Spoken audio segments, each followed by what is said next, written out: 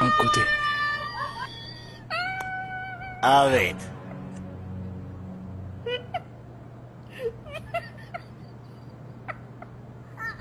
ያስሚን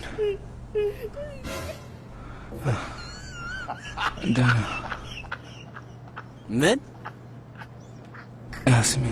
ያስሚን ግን አንተ ምን አይነት ልጅ ነህ? እኛ እዚህ አንድ ነገር ትሆናለህ ብለን በጭንቀት ልንፈነዳ ነው። አንተ ገና አይነን እንደገለጥክ ያስሚን ብለህ ትጠይቃለህ። እውነትም ደህና ነህ፣ በጣም ደህና ነህ። በቃ ዶክተሩን ልጥራውና ይሄ የማይረባ ልጅ ደህና ነው፣ እዚህ ምን ይሰራል? ይውጣ ልበለዋ ታዲያ።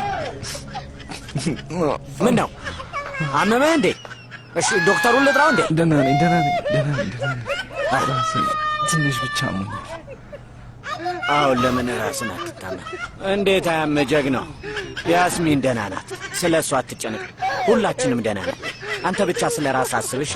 በነገራችን ላይ እቺ አንቷ ሴት ገራሚ ፍጥረት ናት። የሁላችንን ሕይወት ታድጋለች። አሁን የአሊኮን ሕይወት አትርፋ እየተመለሰች ነው ያለችው። ከባድ ውለታ አለብን። እንዴት አድርገን እንደምንከፍላት አናውቅም እንጂ ወንድሜ ልጅ።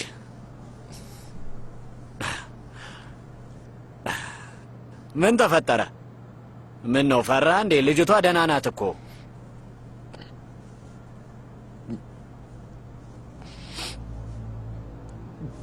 ጉዴ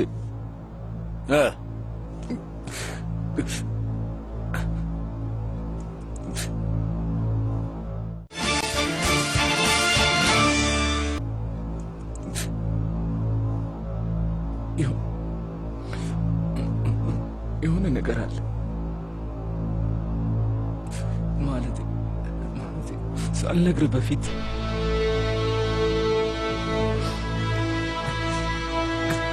ከሞትኩኝ እንዳትጨርሰው ግን አታስበው። ሁላ እንደሱ ያለ ነገር አይባልም። እሱን እርሰው። ስማ አንተ ልጅ፣ አንተ ብትሞት ምን እንደማደርግ ታውቃለህ? ገሃነም ትቀጠቅጠኛለህ። በደንብ አድርጌ ነው አመቀጠቅጠህ። ጎበዝ፣ ይህንንም ማወቅ ጥሩ ነው። ስለዚህ መሞት የሚባል ነገር የለም። እሱን እርሰው። የእውነት በንዴት የማይሆን ነገር እንዳደርግ አትገፋፋኝ።